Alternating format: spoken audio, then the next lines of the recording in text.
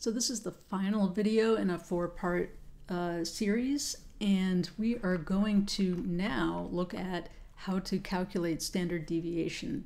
There's two ways. There's the long and hard way, or there's the easy Excel way, and we're going to start doing it the long way just because it'll help you kind of understand how Excel is getting to these numbers. So standard deviation is really just how far from the mean does the data set vary. So if you look at the mean, which we calculated in a previous in a previous video, we found the mean to be in this case 5.20 is what Excel calculated it to be. I think in the video we rounded to 5. I'm going to leave it as 5.20 only because the numbers, when we start doing these calculations, Excel is actually calculating them out to several decimal places. So the numbers look a little bit different. So I just want to make sure that people see the numbers the way Excel is seeing them here. So to calculate the standard deviation, the first thing we need to do is we need to figure out what is the mean. So the mean here is 5.20. Now, the mean, we want to see how far from the mean each of these observations goes. So we want to find out what the difference between the observation and the actual mean is. So we can do that by just doing a formula. So this is the observation, which in this case is 1, minus the mean, which is 5.20. Now, the G3, we don't ever want that to change. And so in Excel, if I copy and paste this value, it will increment it'll be G4, G5, G6, and we don't want that. We want it to always look at this cell. So to tell Excel to do that, we put a $ in front of the G, which says keep the same column, and then a $ in front of the 3, which says stay at that same row. So it's basically saying always look at this row and column for this particular value. And you'll see this in action in a second. So if I do that, we have -4 as our difference, roughly. Now there's rounding error, so I can actually add some decimal places here. Oh, actually I can't on this. I have to, there we go. So I can add some decimal places there just so you can see how precise Excel is getting. So here we have -4.2, and that's the difference from the observation to the mean. If I hover over this cell, you can see that there's two different types of crosshairs. There's the crosshairs with the arrows, but then if you go to the corner, it's just a plus sign, so no arrows.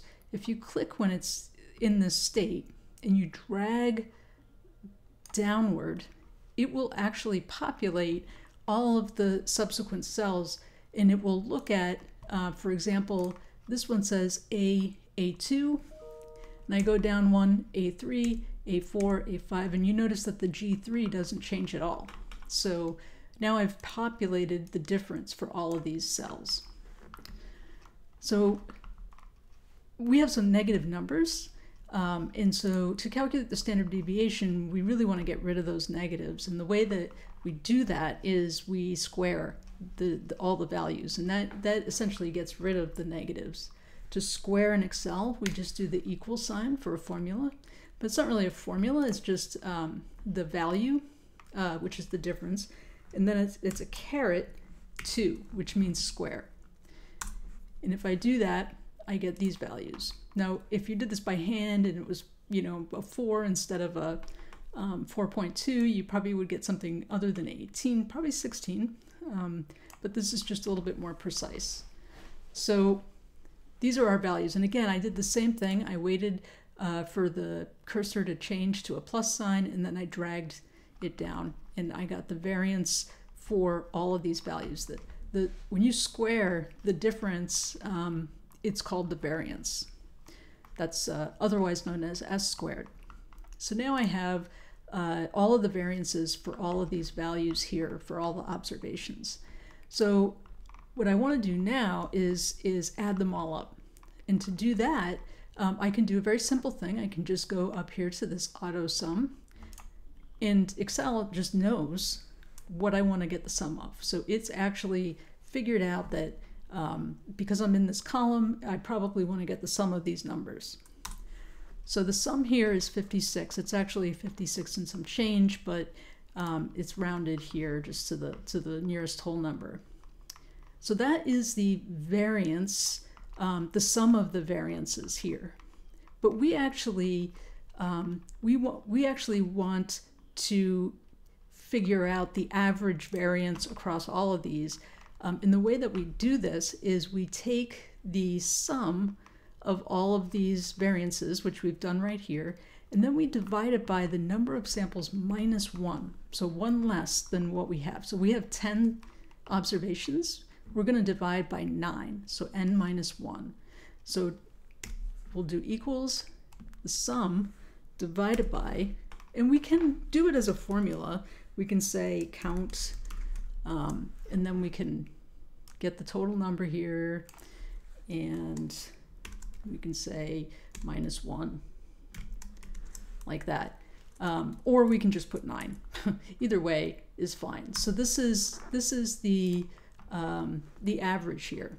So now I have 6, but this is squared. This is variance still. We're still talking variance. So we actually need to now go back to the original sort of state, which is the square root. So to get the square root, I can just do a function, and if you just type SQ, it'll come up square root SQRT, and I want to take that square root, and I get something in the order of 2.49, somewhere around there. Now, this is the hard way to do it. The easy way to do it is just to do equals STDEV, standard deviation, parentheses, the list of values, the original values, and that's it. And you should get a number that's very, very close. And you can see here it's out to the several thousand decimal places. So it's very, very close to what Excel calculated it as. And actually, if I go out even more decimal places, it will probably, yeah. So it pretty much gave me the exact same number. So that is how you calculate standard deviation in Excel. And if I just want to fill in this block here, I can just paste as text only, and there we have it.